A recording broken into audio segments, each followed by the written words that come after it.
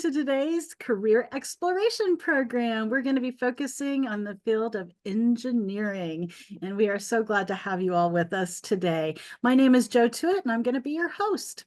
We have an absolutely incredible panel with us today, and they're going to share with you information about their college pathways, their careers.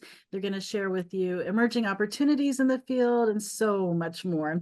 One of the things that I personally love best about this career exploration program is that you get to ask questions of our experts. So be sure to get those questions ready, and I'll explain to you how you can ask those in just a moment. But first, let's kick off with some introductions. Chris, would you start us off, please? Sure. Hi, everybody. My name's Chris Ezra. I'm expert number one. I am Academy class of 2005. My home high school is Winnemac, Indiana, actually. So from the Academy, I had some choices, but I actually just stayed in the state. I did my bachelor's, master's, and PhD at Purdue. I accidentally triple majored as an undergrad until I was about a junior with applied math, applied physics, and engineering. I ended up weaning down to aero-astro engineering at the end, and that's where I finished my degree track. From there, I ran a research lab at Purdue until, from the time I finished my PhD in 15 until 2022. And then I got hired off to CrowdStrike, who you may remember from shutting down the whole country this year. Sorry, it wasn't my group. And now I run the AIML part of our strategic counter-adversarial research group. And I don't know who's next. Hi, everyone. My name is Yeshan Lim. I am an Academy graduate of 2012, originally from Gary, Indiana. Went to Calumet High School, which is my home high school. After the Academy graduating, I went to Purdue as well for my undergraduate and master's degrees in environmental and ecological engineering, graduating with a master's in 2018. And then from there, I went to the EPA, the Environmental Protection Agency, the federal agency responsible for protecting human health and the environment. So I started off in the Region 5 office in Chicago as an environmental engineer overseeing permitting programs, air permitting programs for the Region 5 states. And then from there, in 2022, I transferred from Region 5, which was in Chicago, to our Region 8 office in Denver to expand my skill set and learn new opportunities. So I was the technical lead for the Clean School Bus Program, which is a new program that was established under the bipartisan infrastructure law to replace older diesel school buses with propane, natural gas, and electric school buses. So I was in that role for 2 years until August of 2024, where I am currently in my role. I'm a supervisory environmental engineer overseeing a staff of 11 scientists and engineers in various air programs and maintaining the air quality here in the Region 8 states. And I'll pass it over to Stephen. Hey guys, I'm not actually a Lego dude. My name is Steven Strinka. I graduated from the Academy in 2005 with Chris. We both actually ended up going to Purdue together. I graduated in 2010 with a bachelor's degree in mechanical engineering. After that, I found a few jobs in Michigan, but what I really liked doing was designing factory equipment. So I've been doing that for 9 years. Automation and building things and just about everything you see around you comes out of a factory at some point. So we make the machines that make everything around you. And that's what I do. Great, thank you all so much for those introductions. We're going to go ahead and open this up for questions. So if you're joining us here in the Zoom room and you have a question for our experts, you can either drop those in the chat box to everybody, or you can drop them to me privately.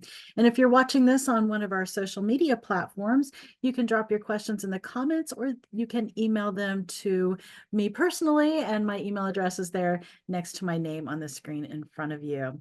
So as you're starting to type in those questions, I'm going to kick us all off with one that was pre-submitted prior to the program. So to my awesome panel here, what is the difference between science and engineering? I thought this was a really interesting question. The difference between science and engineering.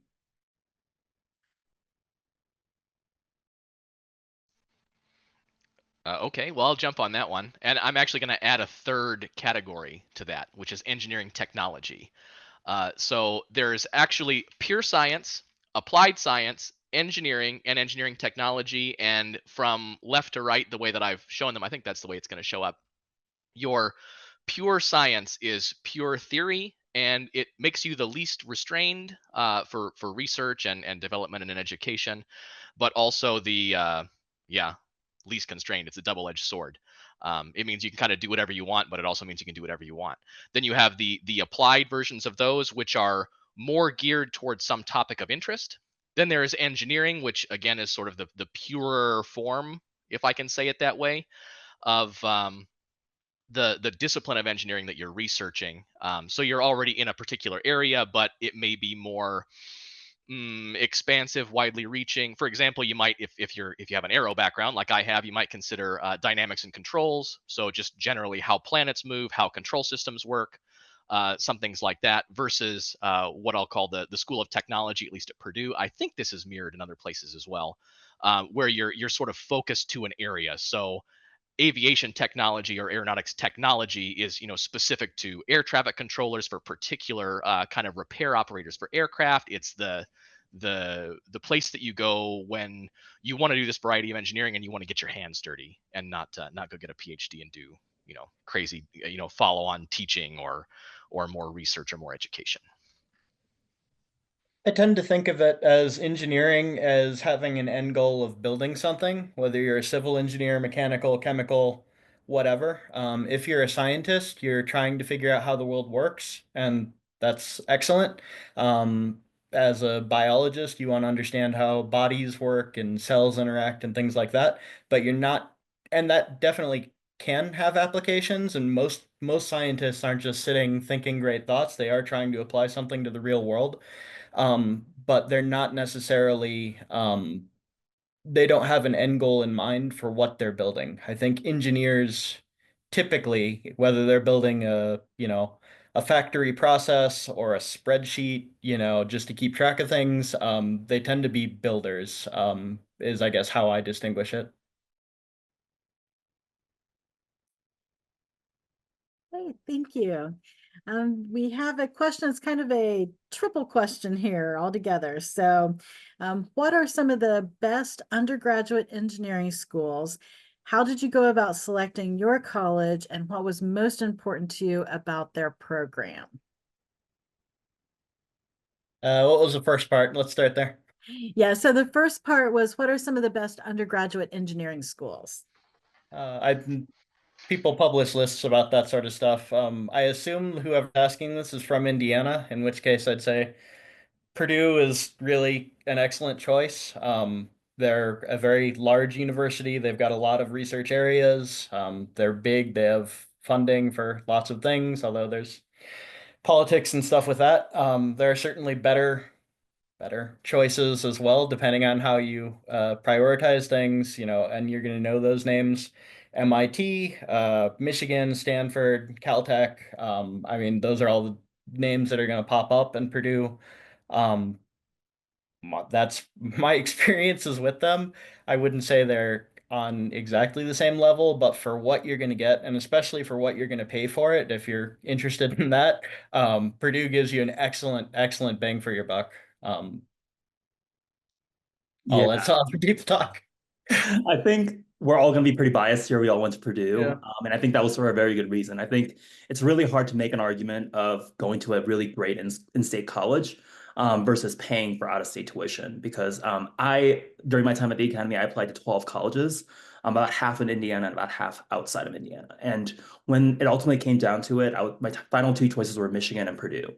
Purdue was a full ride, and Michigan was $45,000 a year. So it's a pretty easy calculus there to kind of do the cost benefit analysis of, is it worth going to the number 7 engineering school versus the number 9 engineering school for $200,000 a year or for over the course of the program. So I think, especially for undergrad, there's a lot of really great in-state options for Indiana students. So it's going to be really hard to justify, in my opinion, paying out-of-state tuition when there's such great in-state opportunities, either at Purdue or IU or Butler or any number of the in-state institutions that there are. So I would say the best option for you would be picking the best school in Indiana and trying to minimize student loans and student debt coming out of an undergraduate degree program. And I have to agree and I have to disagree, because honestly, Purdue was on the list of schools I did not want to go to begin with. Something like out of the 119 people that graduated from my home high school, I think 80 went to Purdue. And I think it might have been a similar calculus for my graduating year at the academy as well. And I wanted to do something different. I only applied to, I think, 4 schools. Well, I can only remember 3. I remember I got into Purdue, I got into Rose-Hulman, and then I got waitlisted at MIT. I did the application the night before, and I gave somebody my essay to read, and they were like, "This is a really crap essay," and I submitted it anyway. Whatever, it's fine. So the question really was like, how much can I afford to do, and do I plan to change my mind? And I had said earlier that I triple majored, and that was a way of choosing to not choose. Because I had heard that everybody that goes to undergrad, you're going to change your mind, change your major at least once, and I didn't want to do that. And that is compounded by the more money you're spending per year at a university, especially if you consider that if anything goes wrong and you have to pay for an extra year. It took me 5 years to finish my bachelor's degree. I mean, because of that triple up. So the money, it doesn't seem like it should be that important, but it is. And then it just kind of depends where you want to go, because I didn't know if I was going to try to go immediately to industry after a bachelor's degree, or if I was going to try to go to higher ed, to do postgraduate degrees. Rose-Hulman at the time that we graduated was the place to go. It was the best engineering undergrad if you wanted to go get a master's degree and PhD somewhere else, if you want to go to Stanford or do something like that. But it's hard to know. And so what I would close with on that whole perspective is that there are a lot of really good high schools in Indiana. Well, really good, okay. And there are a lot of really okay or worse high schools in Indiana. And you can just look around at other academites and where they've come from, and they come from everywhere, right? Like, this is basic collection. We all get, it's like 80-20 rule. You get 80% of the way there just by having showed up for 10 years and just being generally intelligent. And undergrad is kind of the same way. So I think the decision process is much more important for master's degree and PhD, depending on specifically what you want to do. And if you don't know exactly what you want to do, it is real hard to beat the $5,000 a year instead of $40,000 a year. Yep. The second part of that was how you went about selecting the college you chose, and what about that particular program was most important to you? I'm unmuted, so I'll go first.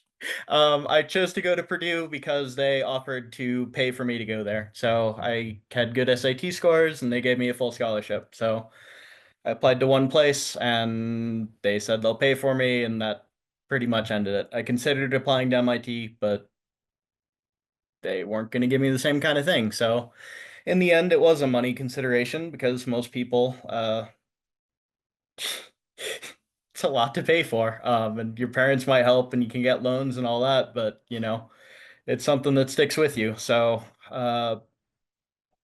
yeah, that was the metric, was quality, which is and cost, which really I think that applies to almost everything you're going to look at if you pursue a career in engineering. You can build anything you want, but everyone always asks what it's going to cost. Yeah, and I think I spoke about this a little earlier in my earlier response, but the size of Purdue also allows you a lot more flexibility. There's a lot more degree programs. Even if you go in for engineering, it doesn't necessarily mean you'll graduate out with engineering. And there's a lot of opportunities and different avenues that you can pursue at Purdue just due to the sheer size and number of degree programs that are offered. And for me, I knew that I wanted to go to graduate school after. So I would recommend, getting that undergraduate research experience is also really important if you are considering grad school. So being an R1 university with the highest level of research that's happening in US universities is also really important, especially if you are considering going into grad school after. So I would say, filter by, obviously the degree program, the rankings, but also the research. If you are interested in going to grad school, the research level of research that is happening at that university. Yep, agreed on all fronts. I'm just going to add that my SAT scores were not that high. I did not full ride. I had to pay for Purdue for undergrad, but I did not pay for the advanced degrees. So just, I mean, try for that, angle for that. It was close enough I could drive and I could talk to the professors, and it seemed like a good role. So that's the way that I went. Fewer choices, fewer or less decision fatigue, I guess, right? So Thank you, guys. Let's see the next question. And if I don't present this question exactly as you have it typed here to me, please feel free to restate it in another message to me. But here's the question as I understand it. What about picking a good architectural school, and what are some challenges that either building or you will face in any engineering school? I got it. I'm going to start because it's going to hinge on the thing that I was going to give for good advice. So actually, Ball State is a really great architectural school. I don't know specifically about the programs because that wasn't my background. But these, like Steven said, there are things you can look up for. What's the top? If you're even in the top 50 or top 100, there are so many universities. It's going to be hard to go wrong. But the real things to consider, and this is not just engineering, this is going to be science or architecture or math or anything like that. It's that if you're picking schools that are not specialty schools, where you're not paying through the nose to go, these, especially state schools, and even Purdue falls in this category, they require funding to operate. So as an undergrad just starting out, there is not a lot of incentive to narrow the acceptance for a state school. It's better to just take everybody and take the money and see who makes it. So what's going to happen, what's going to be the consideration is that the first 2 years, probably, especially as an academite, are not going to be necessarily difficult, but they're not going to, or rather, they're not going to be complicated, but they may be difficult, with the idea being that some people will be able to put up with the workload, some will not. And the ones that don't, the university gets that money, they get to go try again if they want to try, and then everybody else kind of pushes this barrier. So if difficulty is here, how complicated the things are, it rises to meet that level all the way through undergrad. And maybe we'll get to this later, but if you're not a careful academy grad, which I was not, you're going to get to junior year and difficulty is going to meet complicated, and you're going to get a kick in the teeth. Not that you can't survive it and get through it, but this is the thing that I would say everybody is going to have, and you're going to have to watch out for. So there's some discussion later maybe we'll have about habit building and that kind of stuff. But by and large, first year, it's a lot of busy work, no matter where you go, unless you're going to MIT or some Caltech or something, and then you're just going to pay for it and probably still have the busy work. Yeah, I'm going to take this question a little more broadly, just focusing on the construction industry in general, from architecture to, actually building a building. I think depending on whether you want to be a pure architect, whether you're designing buildings, or you're a structural engineer looking at working with an engineer to make sure that the structure will stand, structural engineering as part of civil engineering, or there's construction engineering management, and then there's also construction laborers and workers that actually build the buildings themselves. So within that spectrum, I think focusing on the first half, the engineering and the structural engineers, I think there's a lot of great programs out there. Purdue is one of them. They have a great construction construction engineering program and construction engineering management program. So depending on where you want to be in that spectrum of construction, I think there's a lot of different degree programs and opportunities that are available for you out there. So yeah, just do your research, figure out what you want to do. And again, you don't have to figure this out in high school. You can figure this out in college when you're taking courses, when you're doing on-hand internships at co-ops, or doing research in the field, or taking more courses and learning more about your interest might change, and that's okay. And you can switch degree programs within the college. And yeah, don't feel like you have to have everything figured out in high school when you're applying to all of these. There's a lot of niche programs and a lot of niche parts of that industry that you might not know exist that might be a perfect fit for you. So yeah, just keep your eyes open and be open to new opportunities, and be willing to learn as you're developing in your educational career.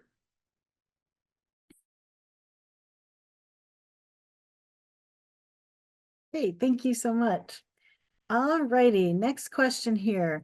What experiences during your undergraduate years were the most valuable to your career? At Purdue, they have something called the co-op program, where they did 20 years ago. Check if they still do. And the co-op program was an opportunity to alternate school semesters with work semesters. So if you're lucky, you'd be able to get 3 summer internships during a normal 4-year degree. With the co-op program, they deliberately make you take 5 years, unless you're, want to take 1 million credit hours or something. But I took, so I did the first 2 semesters of my freshman year, and I got into the co-op program, and then it was intern or co-op and then school and co-op and school and co-op and school and co-op and school. So by the time you're done, you've got a year and 8 months of on-the-job experience. I got a job, probably not a super prestigious one, at Detroit Diesel, a remanufacturing facility that was located in Kansas. But I learned uh, a lot about how real jobs work. And by far, that was what I took with me. The other thing was that I got exposed to CAD there, which I'd had some experience with in high school and college. But I found that was something I really, really, really enjoyed doing, and not you get to do that if you're a design engineer, but most people don't necessarily get to play with CAD. A lot of engineering can be spreadsheets, a lot of engineering can be calculations, a lot of engineering can be, well, lots and lots of different things. But I particularly enjoyed CAD, which I got exposed to through that co-op.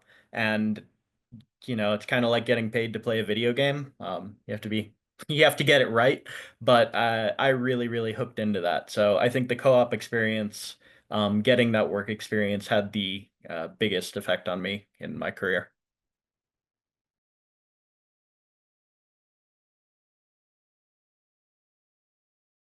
All right. I was expecting each in. I'm diving in then, because I'm going to say the same thing but the different track.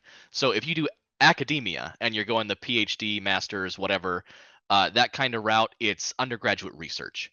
So just about any professor that you have at Purdue or any other place, like their job is split into, well, depending on the university you pick. There are some teaching that are pure teaching universities, but any university that has uh, a research arm, most of the professors will be doing interesting research. And so as you have classes that you like, you go up and talk to the professor and say, hey, I'd like to do undergraduate research. I did some in physics, which I didn't actually end up liking.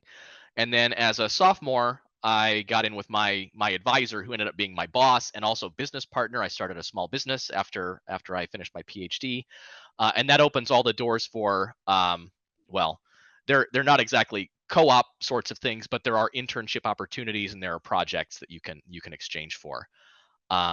So that's really valuable. I would also say one of the things to look out for is just like college is a weird, awesome part of your life. It's like you're young enough to run on no sleep and bad food, and you can do kind of whatever you want to do. So there's experience to be had that I would say everybody should look out for. And it's not just about getting the best job and making the most money and grinding the hardest the whole time that you're there. So I did karate my first 3 years, and then I took a 17-year break. I just finished my black belt and second degree black belt with the same coach because I'm still by Purdue. And then I did ballroom dance. I met my wife. I ended up really liking that kind of stuff, and so those are great connections. And then just as a capstone to this, I would say if you're not doing it already and you're at the academy in some way, there's a networking option that's available to you that doesn't happen everywhere. Like maybe you get into a fraternity that has lots of high-powered people, but from Stephen and my class, there's like a deputy AG. We have at least one person that's on the what do you call, like the state congress of state representatives. So we have several of the clubs in Purdue that I was part of had academites that were in there. And then kind of everywhere you go, every job branch that I've gone into, at least somebody there has been like an academy grad, like, oh yeah, hey, and we have this in common. And it's just so networking where you are and then moving. I can't recommend exactly the way that Stephen and I did it, because we had I would say a very strongly academite focused first 2 years in college, just by who we roomed with and who we lived with, which maybe was not great, but it was fun while we were doing it. So yeah. Yeah, and I think I'll add that one of the experiences that really benefited me in college was Joining an extracurricular.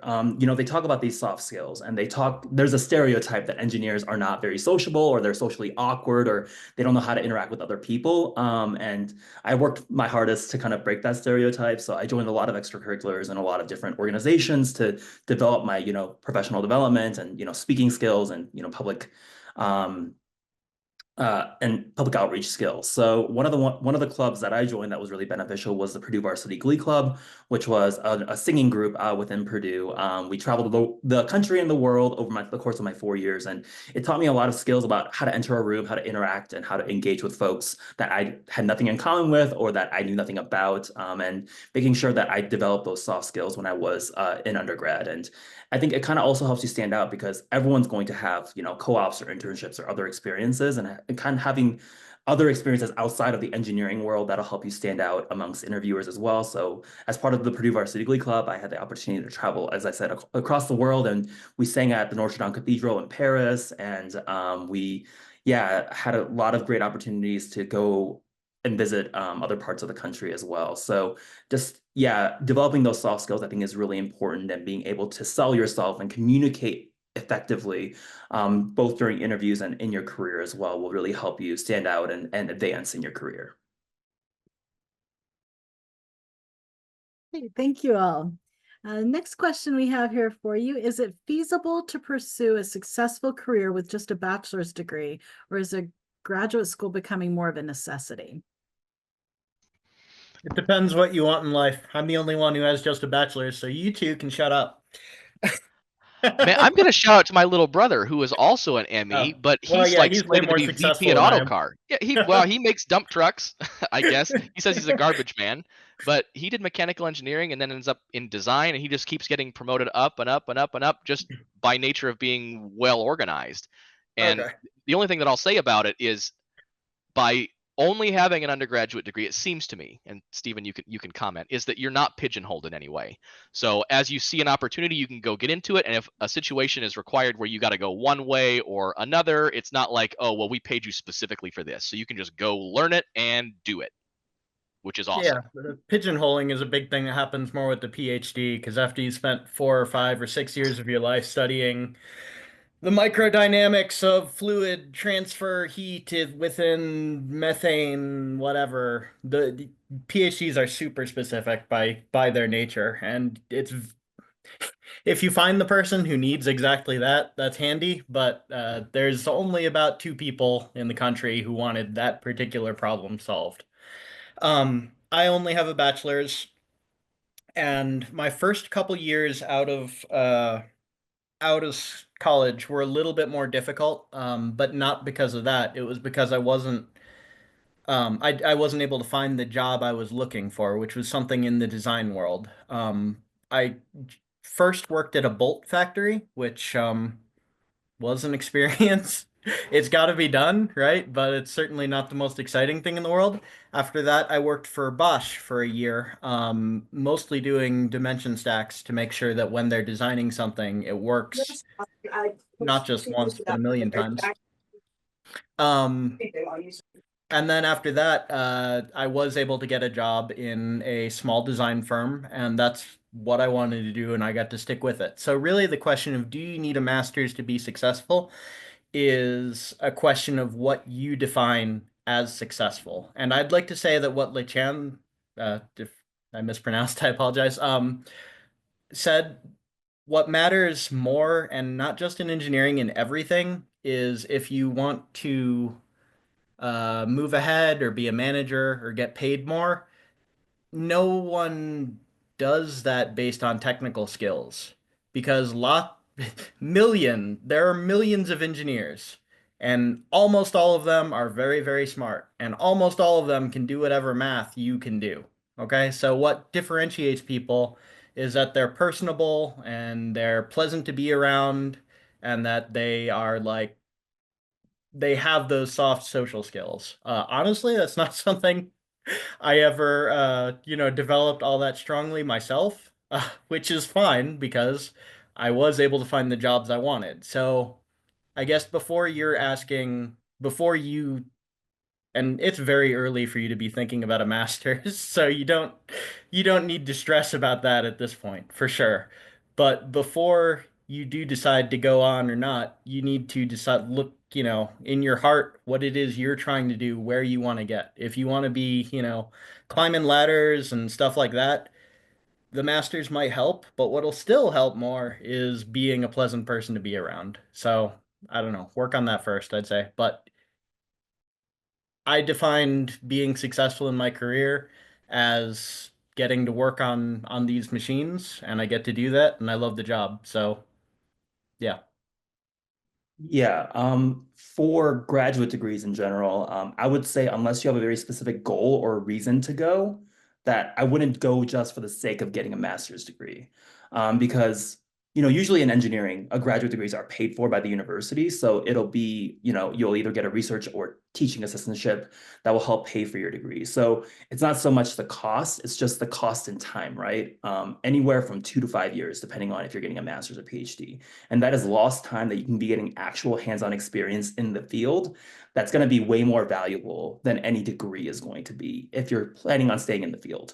So as Stephen was saying, getting a degree just for the sake of having a degree is not going to be beneficial for your career unless you have a very clear goal of what that graduate degree is going to do for you and your career. So I would recommend, as you go through your undergrad program, if there is a specific area of interest that you want to dig into further, that you see a career path for you, that you want to pursue, that is a good reason to go get a master's. Also, you can finish your undergrad, go into industry, go into your career, and then during the first couple of years, if you do want to go back to school, that option is always there for you. And if you think that it would be beneficial for your career, whether that's getting an MBA, if you want to climb the corporate ladder of your company, or if you want to go get a master's in engineering or a PhD in a specific field, that option is also available for you. But I would really caution folks against just getting a master's because everyone else is getting one, because you're going to be wasting time and money and energy getting that degree when you could actually join the workforce and get actual hands-on experience that's going to be way more valuable for you in your career going forward. I have one last nickel on that note because Yushan hit it exactly on the head. So I guess I have a role in this panel of experts, which is I got a master's and I got a PhD in rocket science because it was easier, which is going to sound funny to say, but when I finished my undergrad, it took 5 years, right? And I did this undergrad research deal, and I got to go work at Johnson Space Center, and I did a thing at JPL, the Jet Propulsion Laboratories. I did a thing in Huntsville, doing defense, whatever. And my advisor, when I got to the end, was like, "Hey, do you want a job? Do you want to come back and do a master's? Do you want this thing?" And I was like, "Saves me applying. I don't have to take the GRE. I'm gonna do it." So I did my master's, and it took me 1 year, and I got halfway through, and I was like, this kind of sucks. I don't want to take this last job. I said, let me do non-thesis masters. I'll come back and do a PhD for you, and we'll just keep going. And he offered me more jobs. I got to go more places and do more things. So I kind of like accidentaled my way into it. But to make Yi-chan's point, I stayed at Purdue for 17 years. And in 2022, I took a job with somebody I met on the ballroom team as my boss. And in less than 1 year, they doubled my salary. They gave me more opportunity than I had before. And had I just gone out and got into industry earlier when it wasn't easy, I probably would have had more options. I may have had a more rich ability, like ladder climbing opportunity, if that's what you want. But the very last thing that I'll say about that, and this is the thing that will hit you hard, not as an undergrad, not as a master's student, but once you get in the workforce, is it seems like right now all of you graduating academites are ready to be CEOs, climb all the way to the top. You're going to eat everybody for breakfast, and you're going to be the best and most awesome.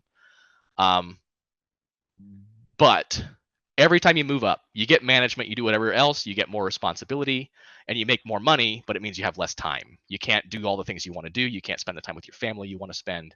And it gets increasingly clear why a lot of people don't climb the ladder anymore. And it's basically why I've mostly quit. So that's my last nickel. So rocket science was easier.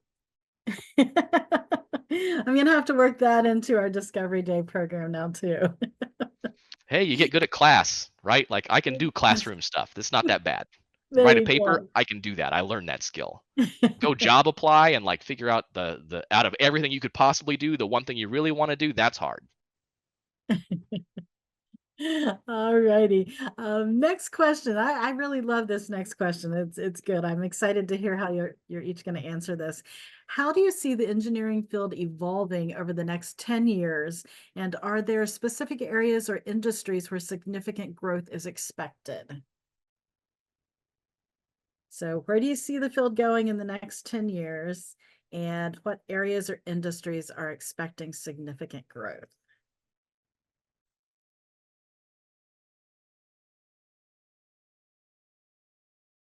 All right, well, I guess we have ideas.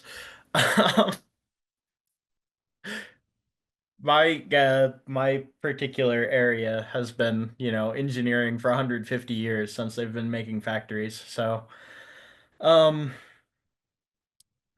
everyone keeps talking about AI, and that's cool, but AI is really uh average is what I would say. Everything people are very impressed that it can hold on a conversation like an average person would be able to do. It can solve problems, but occasionally be confused as an average person would do. Engineers are not supposed to be average people. They're supposed to be people who are logical and like can connect A to B in a way that makes sense.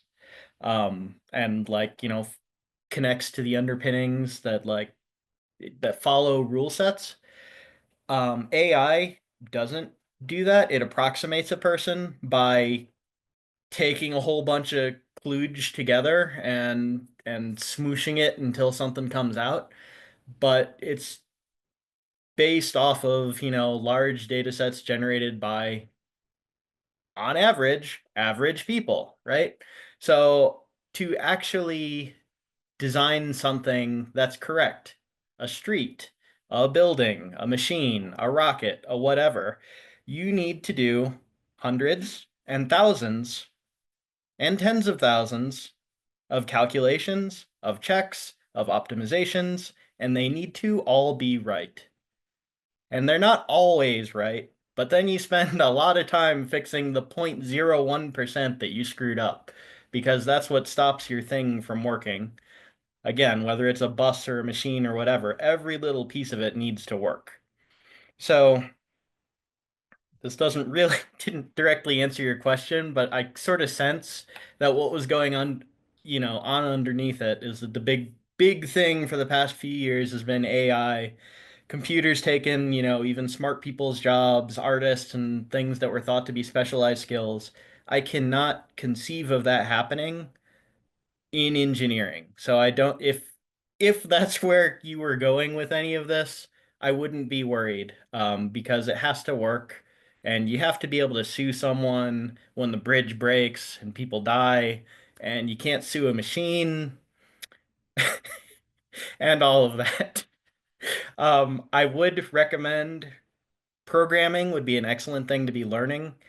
You won't necessarily use it as a job, but it's fantastic for stretching those logic skills, and that's really what they're looking for an engineer in any discipline. So get into programming. You're definitely going to need it in your undergraduate, and you might need it in your job, and it's just an excellent thing to learn.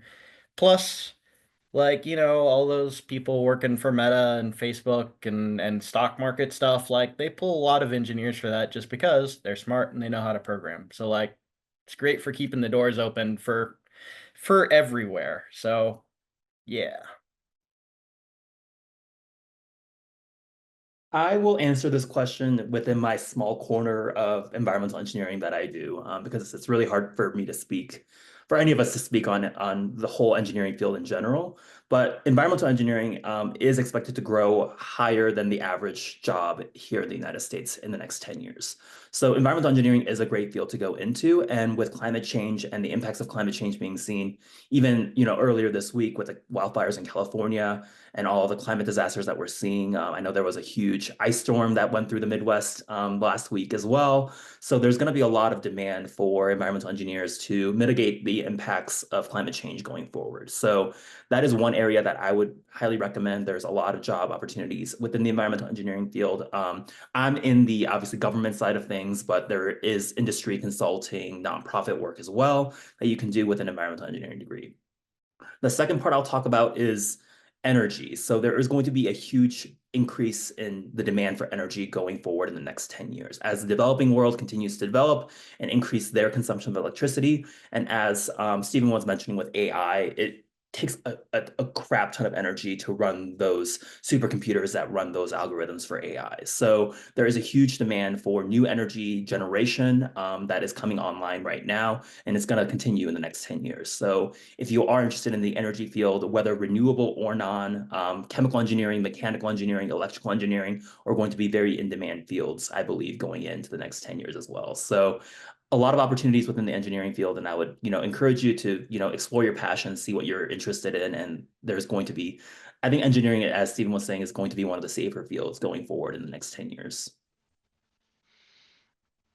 Yep, agreed on all counts. I'll take two angles on this. First, I'm gonna, as a guy whose whole job is AI, I totally agree with everything that Steven said. Totally agree. And I hope that everybody here that's on this call that's considering AI knows the difference between large language models, the stuff that takes all this energy, and just particular machine learning, stuff like, deep Q networks and Q learning and stuff like, which is actually what I do. And that brings me to the second part of this, which is the thing that really is going to explode and well, maybe it won't explode, but the thing that will give you the most mileage for engineering is a really good broad mastery of fundamental skills.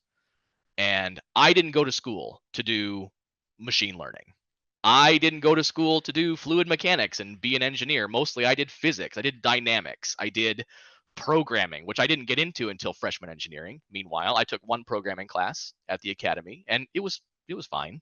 I mean, it helped, but it wasn't the impetus that got me done. The thing that got me really where I am now is having a wide base and being able to do kind of whatever from that base. I got some math. I got not just regular calculus. I got linear algebra.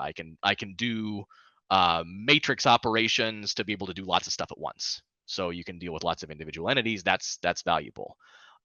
Physics, just general theories, Newtonian mechanics, that kind of stuff that actually has a lot of parallels in things like drag and lift and stuff for aero. I mean, there's a lot of fluid stuff that all follows these same kind of like, they're all quadratic models and they have these kind of minutiae. So that's fine. But then, yeah, you get into leadership roles, you get good at communicating with people. And then I supervised a project where we were flying hypersonic vehicles with machine learning because people aren't fast enough to be able to control the thing without blowing it up. And then once I started doing that, they're like, hey, you can do this. You can do it for cybersecurity. And I said, I don't know cybersecurity, but I bet I can learn it. And that's the way it is. You just get focused on learning, right?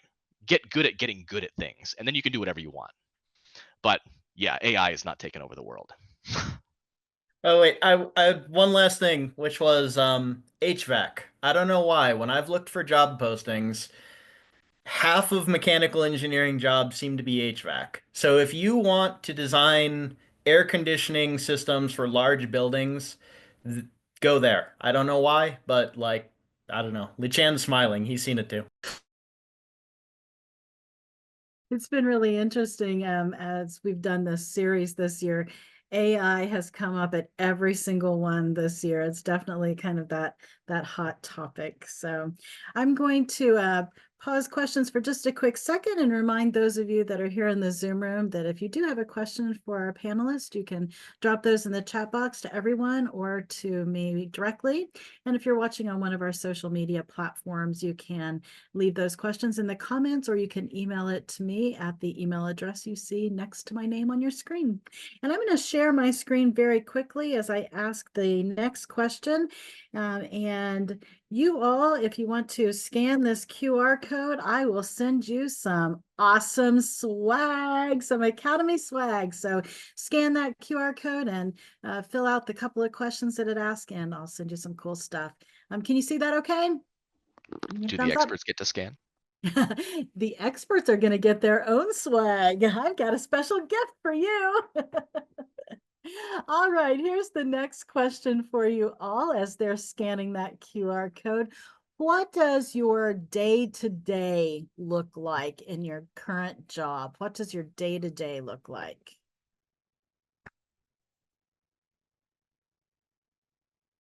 I was going to grab some water if one of you guys want to go. Yeah, I can go. So as I mentioned earlier, I'm a first line supervisor for 11 full-time staff here within the Region 8 Denver office for the EPA. So every day looks different. There are different issues, different questions, different things that come up. So it's just problem solving every day. So I guess I get lucky that I do enjoy new challenges and doing different things every day. So that's been really great transition for me in my career, supervising folks. So a lot of it is reading, responding to emails, and setting up meetings and going to meetings and follow up from meetings. But again, 11 full-time staff in a variety of different environmental air programs. So every day is a little bit different. There are different questions that come up, different challenges that we have to address. And yeah, different communication is a really big part of my job right now. So communicating across the organization and making sure that we're bringing in the right people to answer questions as they come up and making sure that we are getting back to and responding to folks that raise questions. So it's been a challenging 5 months so far, but it's been a great learning opportunity, and it's been a great opportunity to grow my skill set and making sure that I'm learning the most I can from this position. My particular job is very multifaceted, and I suspect most engineers are going to say that because engineers are not super cheap, but they're pretty good at like doing things. So if you're a manager and you've got engineers working for you, like you're gonna want them doing as much stuff as possible, as frequently as possible. So I think you're gonna see, very few engineers, their job looks the same day in, day out. Chris will probably talk to you about putting out fires in a minute, but for my particular job of designing factory equipment, I work for a smaller company. So when you really kind of own that piece of equipment from beginning to end of it getting concepted and sold to it getting built and then installed at the facility. So my job looks different depending on what phase of the project I'm in. At the beginning of the project, there's a lot of talking with the customer, figuring out what it is they want, making sure it's realistic under a budget and time, which is probably every engineer's favorite thing to deal with is dealing with budgets and timelines, because that's a huge portion of the job. Definitely one part that differentiates engineers from scientists of, I'll figure it out sometime this decade, maybe. Um, after that beginning phase, I spend a lot of time in CAD and a lot of time in Excel. Excel, in my mind, is the number one engineering tool necessary to learn because, uh, because it's basically as flexible as you want to be. It's a very user-friendly, essentially programming interface. You have functions, you have cells, you have values, you can do statistics, and you can, in my case, I do a lot of life calculations for how long this linear rail is going to last under this load, etc.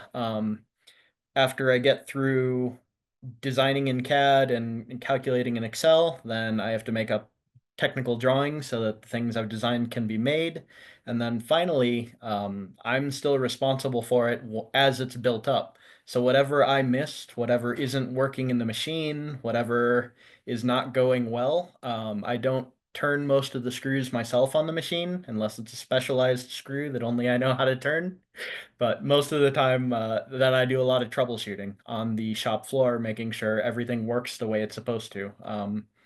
One cool part about my job is that it's custom design. Lots of engineers work on mass production. So they're optimizing, your pen or whatever it is or that's around you to get the job done with as minimum cost as possible. In my case, because I'm only building one machine that does this specific task, and it's custom to what our customer needs. Every machine is different.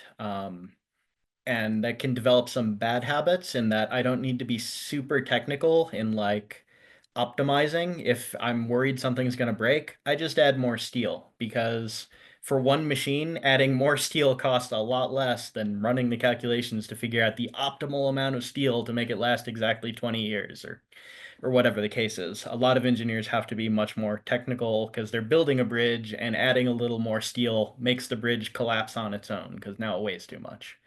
Um, so my day-to-day looks very different depending on where I am in a project. And I think most engineers are going to tell you the same thing. Every day is different, but you're always solving problems. Yeah, and the days can be extremely different. Before I dive in, I'm actually going to answer this question twice, and I'm going to do it briefly to make sure we get to the next question. But I'll echo and agree with what Steven said about Excel and these kinds of things, because there are oftentimes, I shook my head. There are oftentimes better answers to problems, but if you put the answers into somebody's hands and they can't look at it, they can't use it, then it's not actually that effective. So yeah, Excel is kind of the lingua franca of engineering in a lot of ways. So I'm actually going to answer this my day to day from the perspective of the job that I left and the job that I have now, because I have loved them both for different reasons.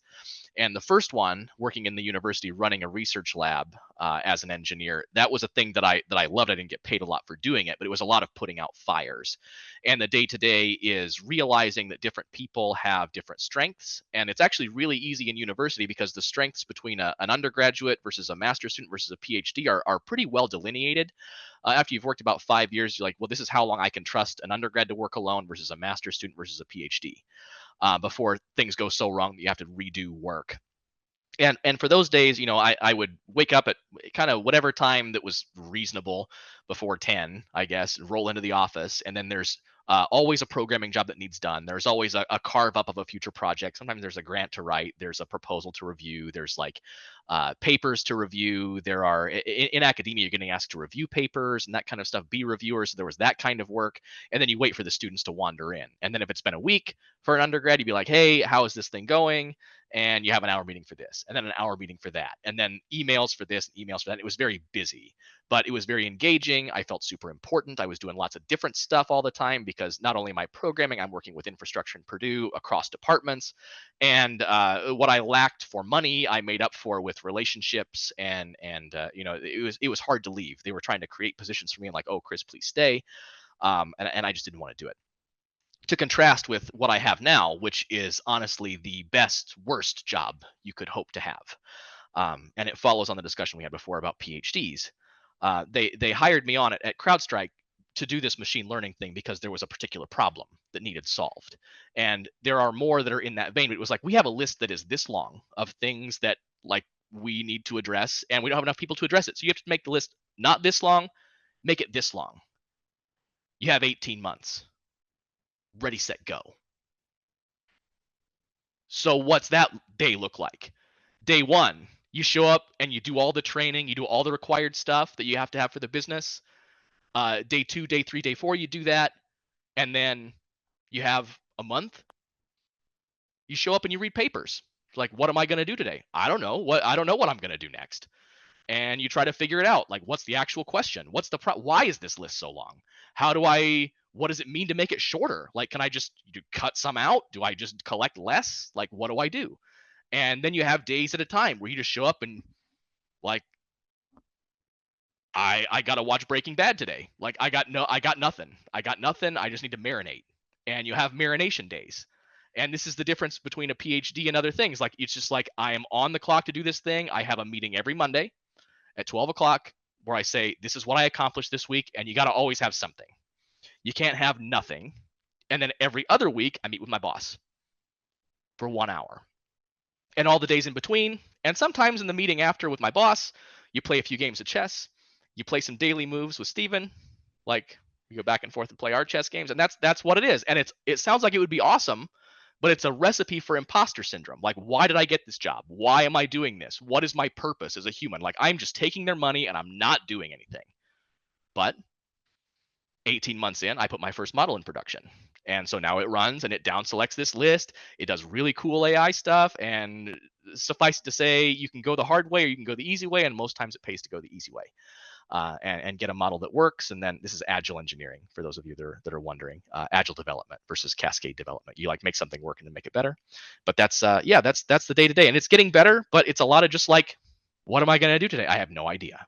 I'm going to figure it out and then I'm going to do it, and that's my life.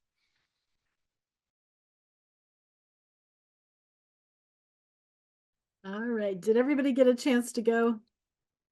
Okay, I thought so. I just wanted to make sure I didn't cut anybody off. All right. We are to our final question, and then we're going to get to that advice that you all can share. So this final question that we have, and to the person in the Zoom room that submitted this, if I don't present it exactly right, send me a quick message, okay? But what are the specific skills that are needed for each of your individual fields? And are there websites or other resources that are crucial to help develop skills that schools and universities cannot teach? Want to hear that question again? No, I got it. I just want to know how to answer it. I'm going to dive in first because the other guys aren't. So this is actually a soft skill that I'm going to say that goes here that I wish I had had, and it's gonna actually double count for my advice, I think, which is good personal organization. So you're going to go handle all of this stuff for engineering, right? You're going to have classes from math to physics to the particular thing. You're going to have other things you're going to have to do, and you're going to learn all this stuff once, right? I saved all my homeworks, I saved everything like that, but I wish that I had done a little bit of learning on how to keep all of that stuff in the front of my head so I didn't have to go relearn it again. It's just a waste of time to have to learn stuff twice. So keeping track of those things, figuring out how to take good notes and keep them current. There are schools of thought on that. You can read about Zettelkasten or something like that. How to take smart notes, I think is the name of that book. But yeah, that's just it. How are you going to keep doing it? Because to be successful, you got to keep track of the stuff that you've already learned. I would also say programming, but you can learn that kind of anywhere. Find some good YouTube channels. There's a lot of good stuff out there for like personal organization and that kind of jazz. It would have been a really good pole vault into especially advanced grad school, but probably new jobs. I'll tackle this question next. At least in the environmental engineering field, teamwork is a really big part. As an engineer, you're very unlikely to work by yourself. So working in teams is a really essential skill that you need to develop. And I know at Purdue, they often put us into teams to work together. So develop that skill early, learn how to effectively work with others, learn how to split up work, how to take responsibility for your portion of the work, and also how to communicate and work effectively with others. That's a job skill that's going to be essential for you in the work, in the field, in the job field, making sure that you're not causing problems, and making sure that even if you don't get along with a specific person, that you still can work with them effectively, because you don't want to become an issue within a team, and no one wants to work with you. And that is a really surefire way to not progress in your career, by not knowing how to work effectively with others. Hey, Sylvester, can you pop on unmute for just a minute?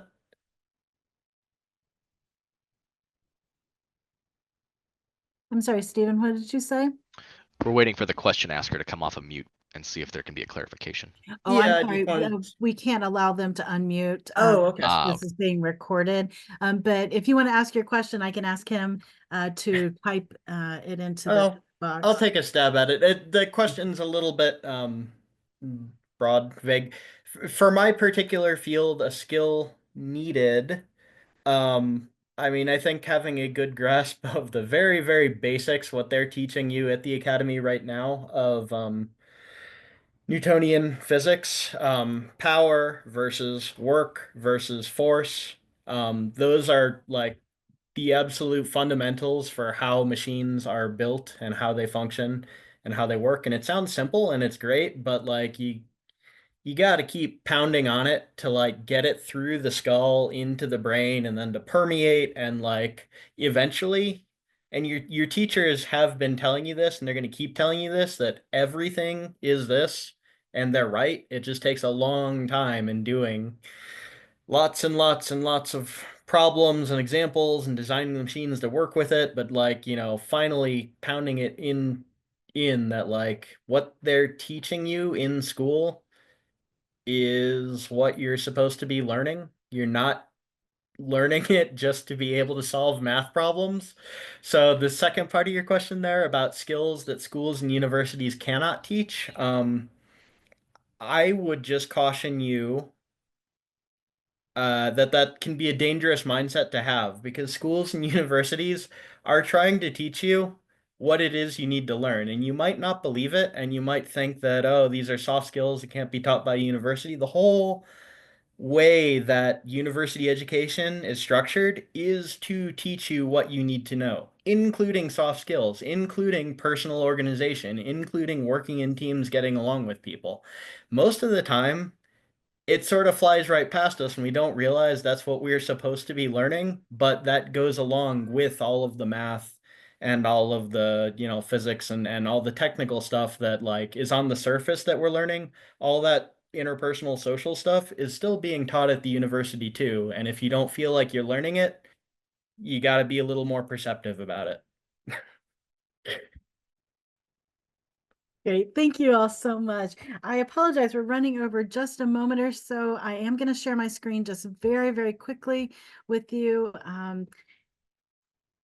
So for those here in the Zoom room and those watching on one of our social media platforms, I did want to invite you to some of our upcoming programs. You'll see on your screen a list of just a few of them that we're offering for the remainder of the month of January. If you scan that QR code, you can register for those programs and or see what we'll be offering February, March, April, May, June, and so forth.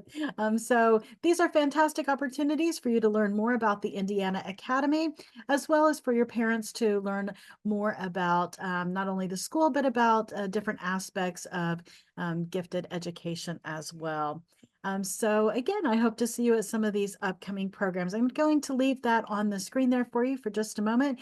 And to our awesome panelists, I'm going to give you each about 30 seconds for your final closing thoughts.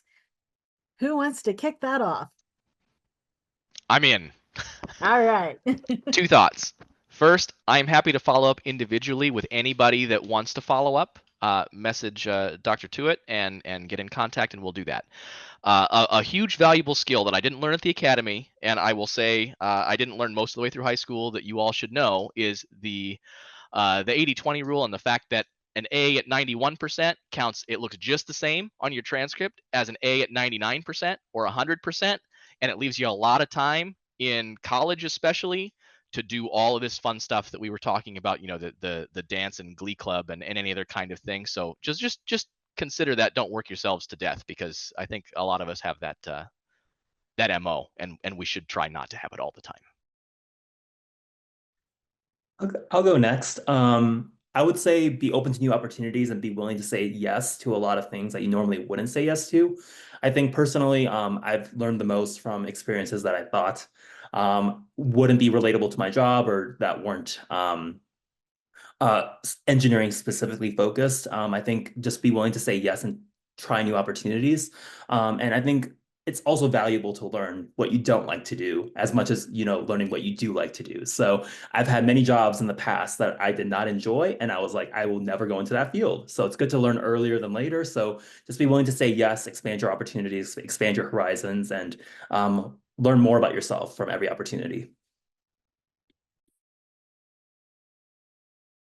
Yeah, you got it. The advice of do what you love is cliche and a little oversimplified, because doing what you love is great, but you also do need to support yourself and maybe your family and kids and stuff someday. So, having a base level of comfort in your life is important, but you should find something. You really need to look, in your heart or wherever else you keep your feelings, I guess.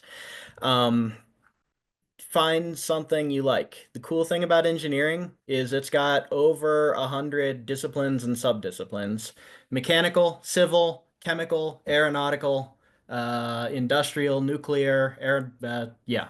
And each one of those has a bunch of different subsets. Engineering is really cool, and I would, I wouldn't do it unless I loved it. So make sure that's what you want to do, because you don't want to wake up, I guess, 30 years from now and be like, oh, I didn't want to make stuff after all. I wanted to play the violin. So know thyself.